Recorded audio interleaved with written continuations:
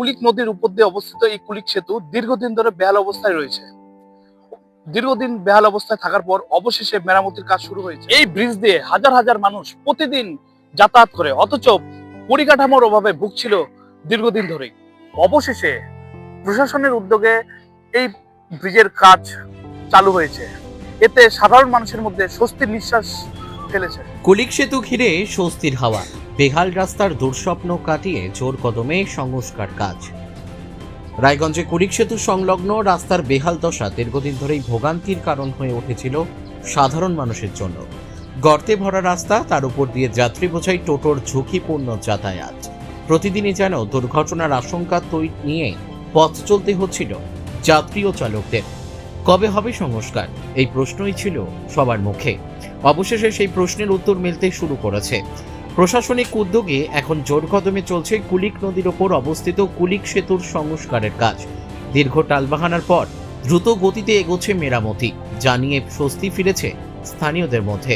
উল্লেখ্য, রূপাহার থেকে বারুদুয়ারি পর্যন্ত শিলিগুড়ি মোড় হয়ে যাওয়া গুরুত্বপূর্ণ জাতীয় সড়কটি নতুনভাবে সংস্কার করা হচ্ছে। এই সড়কের অন্যতম গুরুত্বপূর্ণ অংশ কুলিক সেতু, যা একসময় উত্তরবঙ্গ ও দক্ষিণবঙ্গের যোগাযোগ ব্যবস্থায় গুরুত্বপূর্ণ ভূমিকা পালন করত। যদিও বর্তমানে বাইপাস জাতীয় সড়ক তৈরি হওয়ায় যানজট কিছুটা কমেছে, তবুও প্রতিদিন হাজার হাজার মানুষ ও যানবাহন এই সেতুর ওপর দিয়েই রায়গঞ্জ শহরে প্রবেশ করে। সেতুর ওপর রাস্তার অবস্থা এতটাই খারাপ হয়ে পড়েছিল যে প্রায়শই দুর্ঘটনা ঘটত। সাধারণ মানুষ থেকে শুরু করে ব্যবসায়ী, গাড়ি চালক, সবাইকে নাজেহাল পরিস্থিতির মুখোমুখি হতে হতো। তবে বর্তমানে সংস্কার কাজ শুরু হওয়ায় বদল আসছে পরিস্থিতিতে। স্থানীয়দের দাবি, এই উদ্যোগের ফলে বহু দিনের ভোগান্তি থেকে মুক্তি মিলবে। ইতিমধ্যেই কাজের অগ্রগতিতে খুশি সাধারণ মানুষ, চালক মহল ও ব্যবসায়ী সমাজ।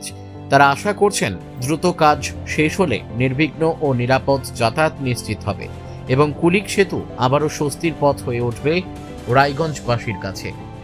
রায়গঞ্জ থেকে রামকৃষ্ণ দাসের রিপোর্ট, কুলিক নিউজ।